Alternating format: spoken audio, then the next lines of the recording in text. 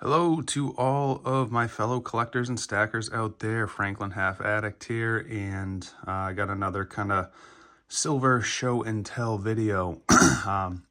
Stopped into my local coin shop yesterday, early afternoon. Didn't intend on really purchasing any coins. The shop is it's a coin and jewelry store, and they have a pretty nice selection of jewelry. I actually went in to purchase a ring for my wife, but after I bought the ring, I thought, what the heck, I'm here. I'll just kind of go browse the coins. So I looked through all the coins they had, all the kind of numismatic stuff. Nothing really that piqued my interest. So figure, why not? I'll take a look at the silver they got, and found some pretty good stuff. I was pretty excited about the purchases here. Still am. So I will go through all these individually and let you check them out. So first thing, I'll get into the Silver Eagles. I actually got these two out of the generic bin they have. Last time I went in there, I was sifting through and saw they had some Krugerrands in there that, had some milk spots or whatever. And the girl working the shop said that, yeah, even the stuff that typically goes for a premium, if it's kind of scratched or milky or hazy, whatever, there's some sort of issue with it, they'll put it in the generic bin. So I ended up buying one of the several Krugerrands they had in the bin at that time. And actually, while I was looking through it, she said that they even sometimes have silver eagles in that bin. I had never seen them until yesterday, and they actually had 3 in there. So I ended up getting 2 of them. This one is a little more scratched up, or kind of significantly scratched up compared to the second one I'll show you here.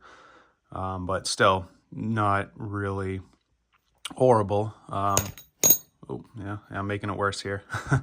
But I guess anytime you can get a Silver Eagle for just kind of generic price, kind of hard to say no to.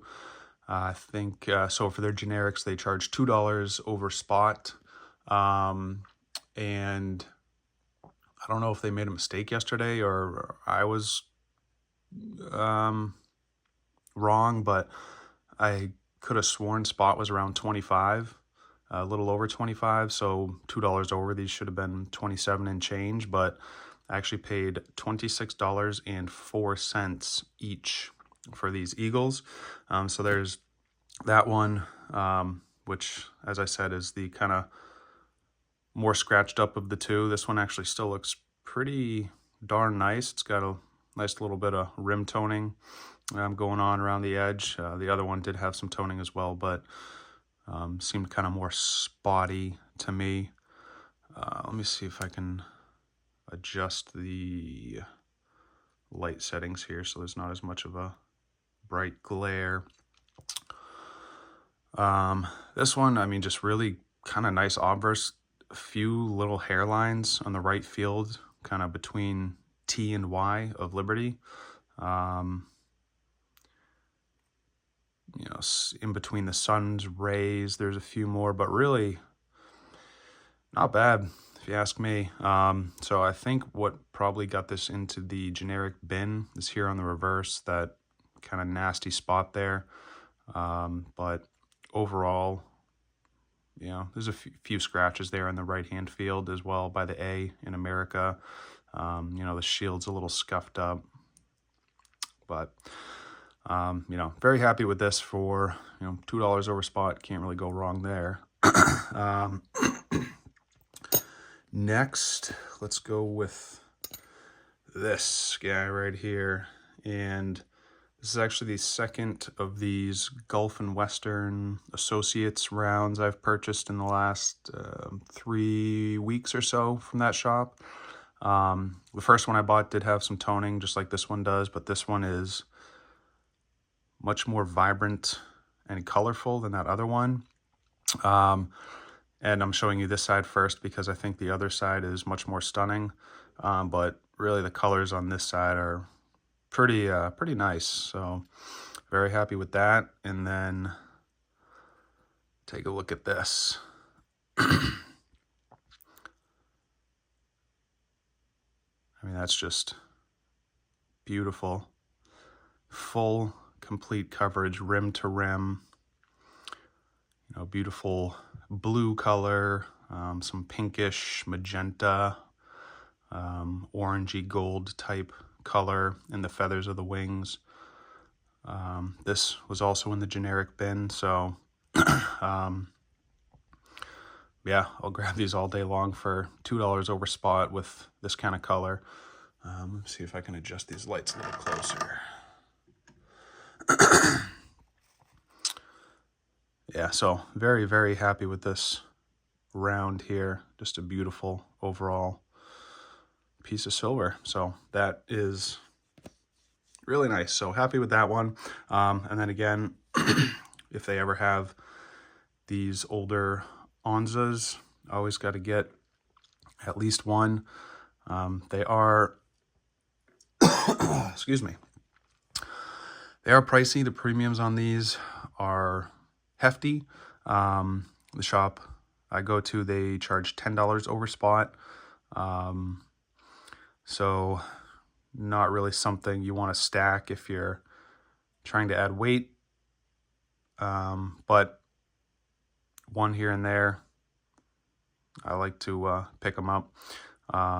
They did have 4 at the time, but at, you know, $34 per, I wasn't really trying to spend, would that be about $132 on 4 ounces of silver? So one is good enough for me. I do have 5 others here already, so slowly building up a stack of these. These are, you know, one of my favorite silver bullion coins. I just think the design is just beautiful. The rendition of Liberty on the front, or the obverse here with the wings and that flowing dress, I think is really stunning. And then the reverse, pretty cool. You got an eagle conquering the snake, hanging out on a cactus. And then, you know, I've always liked the design around the edge of the rim, kind of just a little extra neat detail. And then another thing about these rounds that I really like is the edge lettering.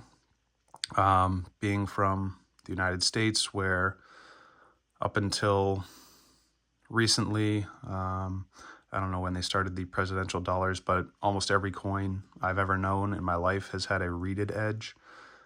So seeing something different like this is really cool. So happy to add another one of those to my little growing stack of Onzas.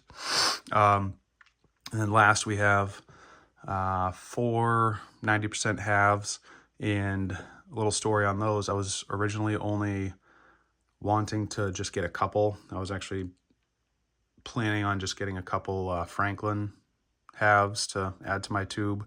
But then I saw they had a very full bin, so I started going through every $50 and just looking at every one. Typically, I don't really care much for Kennedys just because, I mean, it's a design we still see today. I mean, the Mint is still putting out Kennedy $50 with this same exact design. You know, granted, they don't have any silver in them, but it's just not really interesting to me. But this particular one kind of stood out to me. It's, you know, super flashy, and I know uncirculated 90% Kennedys are kind of a dime a dozen for your 90%, you know, junk bin, whatever. But this one just seemed a bit nicer to me. It's got some, you know, pretty nice subtle toning. You know, like I said, the luster is super flashy, so kind of couldn't say no to this one.